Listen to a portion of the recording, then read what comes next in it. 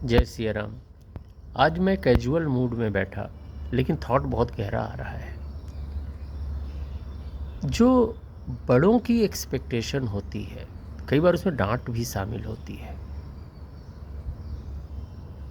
एक चीज़ ज़रूर ध्यान रखना, क्योंकि ये जो टॉक मैं रिकॉर्ड कर रहा हूँ ये थोड़ी सी गहरी हो जाएगी, क्योंकि इस पे एक विचार ज़रूर आएगा कि बड़ों की किन बातों को बुरा माने और किन बातों का बुरा ना माने, कौन सा कार्य उनके कहने से करें, कौन सा कार्य ना करें। कई बार हमारे एल्डर, ख़ास तौर से अगर मैं पेरेंट्स की बात करूं,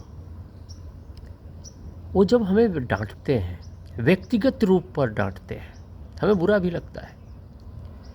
कहें पढ़ो, टाइम पे उठो, काम करो, जब तक ये बातें वो बोलते हैं बेटा, उनको बुरा मानने की ज़रूरत नहीं होती है। That is for your betterment, और उसको फॉलो करना चाहिए। ना भी फॉलो कर सको तो एक बड़ों का एक्सपेक्टेशन जो आपसे है वो मानकर उसे राइट स्पिरिट में लेने की ज़रूरत होती है। लेकिन बड़ों की ही बात से अगर दूसरे का अहित होता हो तो एक बार हमें सोचने की ज़रूरत है। मान लीजिए पढ़ाई के लिए बोला गया, सब कुछ ठीक है। अगर किसी के बड़े ने अपने फैमिली रिफ्ट को, दुश्मनी को अपने नेक्स्ट जनरेशन पे अगर पास करता है तो निश्चित रूप से इस पर विचार करने की ज़रूरत है। इसमें आंख बंद करके मानने की ज़रूरत मेरे हिसाब से तो नहीं है। विचार ज़रूर करें, क्योंकि समाज पे व्यक्ति जाना जाता है, और अगर आपकी छाप गहरी है या अगर आप अपनी छाप गहरी रखना चाहते हैं तो आप इन चीज़ों पर ज़रूर ध्यान दें। बड़े जब तक हमारे लिए उनके कोई भी कटु से कटु वचन अगर जो हमें लगें, लेकिन वो अगर हमारे उत्थान के लिए है, केवल हमसे रिलेटेड है, उस पर बुरा मानने की ज़रूरत नहीं है। वो उनकी एक्सपेक्टेशन है, उससे आपका भला होगा। लेकिन उनके एक्सपेक्टेशन अगर इस चीज़ पर चली जाए जिससे किसी दूसरे व्यक्ति की क्षति हो, किसी दूसरे को प्रॉब्लम हो, शायद इस पर विचार करने की ज़रूरत है। कल मैं एक बहुत बड़े वक्ता को सुन रहा था और उन्होंने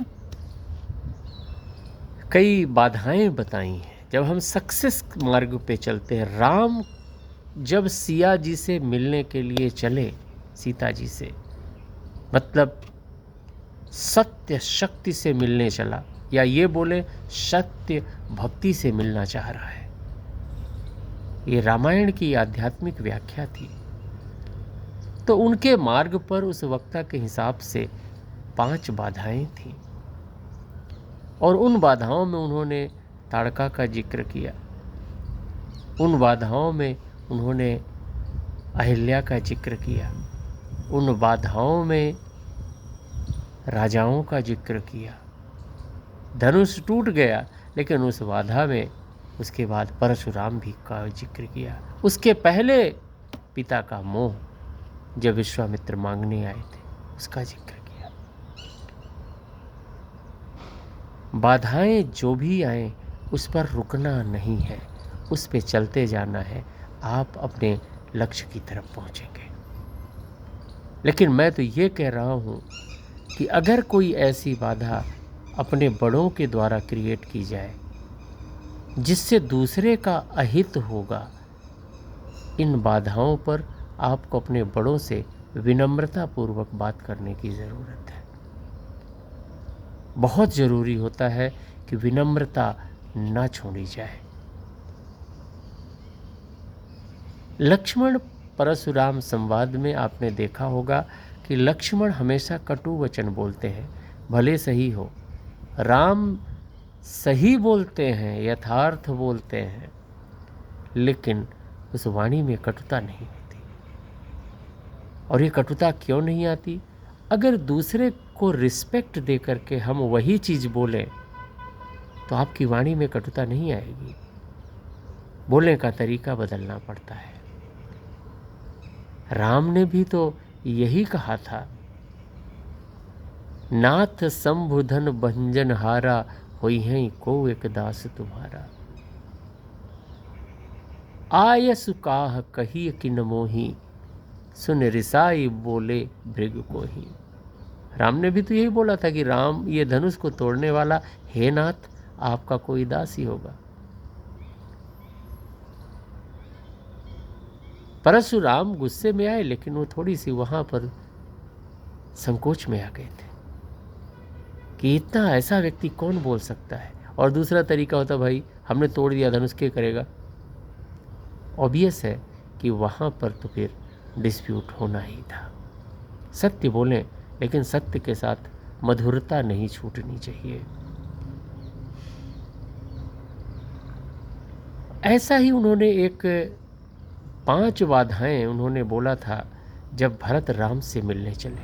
मतलब जब आप भक्ति, जब भगवान से मिलने चलती है तो बाधाएं क्या क्या हो सकती हैं। पहली बाधा तो उन्होंने ये बताया, 2 बाधाओं की चर्चा करूंगा। पहली बाधा तो उन्होंने ये बताया था कि सारी प्रजा चल पड़ी साथ में, ये भी एक बाधा थी, क्या करें। खैर वो चले। आगे चल करके जो दूसरी बाधा आई वो माताओं की तरफ से थी। भरत पैदल चल रहे थे तो माता कौशल्या ने उनको बोला कि बेटा तू पैदल मत चल, तू अगर पैदल चलेगा तो पूरा पूरा अयोध्या समाज पैदल चल पड़ेगा, तो तू कम से कम घोड़े में बैठ जा या किसी साधन में बैठ जा। भरत का व्रत टूटा।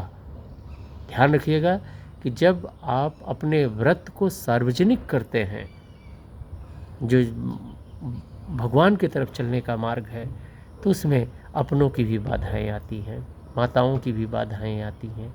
भरत ने बोल करके पैदल चलना बंद कर दिया। एक और बाधा, जब अब आप भगवान की तरफ चलोगे तो उन्होंने भरद्वाज मुनि बसहि प्रयाग, जब भरत पूरे दल के साथ प्रयाग पर पहुँचे तो वहाँ पर जो उनका सत्कार किया गया वो दिव्य था। सबकी जो मनोकामनाएं थी भरत मुनि ने पूरी की, लेकिन भारद्वाज मुनि ने पूरी की। लेकिन भरत ने क्या किया? उनकी सारी प्रजा, सब लोग उन आमोद खाने पीने की चीज़ों में व्यस्त हो गए। कोई डांस देख रहा है, कोई कुछ कर रहा है, लेकिन भरत एकांत में राम राम राम जप रहा है। ये बाधाएं थी। अगर भरत उस पर संलिप्त होते तो आप मान करके चलिए कि राम से मिलने का रास्ता उनका बंद हो चुका होता। आगे सबसे आखिरी बाधा की उन्होंने चर्चा करी कि किसी ने आकर के संदेश दिया कि भरत चित्रकूट आ रहे हैं। भगवान राम खुश हुए। किसी ने फिर आकर के संदेश दिया कि भगवान राम जी, भरत आपके पास चतुरंगिनी सेना लेके आ रहे हैं। बाबा ने तो यही लिखा, अति संकोच बस भेंसिए रवनु, कारण कवन भरत आगमनो। भगवान राम का संकोच देखकर लक्ष्मण का क्रोध फूट उठा। ये बाधा थी भरत के लिए। और उन्होंने बोला कि चलो ठीक है, कहाँ तक सहेंगे, चतुरंगिनी सेना लेकर आया तो मैं सारी चतुरंगिनी सेना को मारकर भरत का भी वध कर दूंगा। लक्ष्मण ने जैसे ये कहा तो ये राम ने धैर्य बताया। ये आखिरी बाधा थी जब परिवार के बीच से आपको मारने तक की बात उठे। आप अटल रहे। भरत को किसी ने, गुप्तचर ने आके जरूर बताया होगा, वहां ये चर्चा हुई, राम ने ये समझाया, लक्ष्मण क्रोधित मुद्दा में है, फिर भी भरत अडिग रहे। भग करके गुरुदेव के साथ राम के पास गए। पाहि नाथ कही पाहि गोसाई, भूथल पर्यो लकुट की नहीं। जब परिवार की बाधाएं इस दूर तक आए और आप अपना ध्येय ना छोड़ें, तो आप मान करके चलिए भगवान से मिलन निश्चित है। और आप जब बहुत निकट होते हैं तब पारिवारिक बाधाओं का सामना करना पड़ता है। बड़ों की बात को आप तक अगर सीमित है तो उन बात को अच्छे से आप मान लो, लेकिन बड़ों की ही आज्ञा अगर किसी दूसरे का घनघोर अहित करना जा रही है, दूसरे का अहित करने जा रही है, ये आपको पता चलता है, तो इस पर एक बार विचार जरूर कीजिए, जरा सोचिए। जय सिया राम।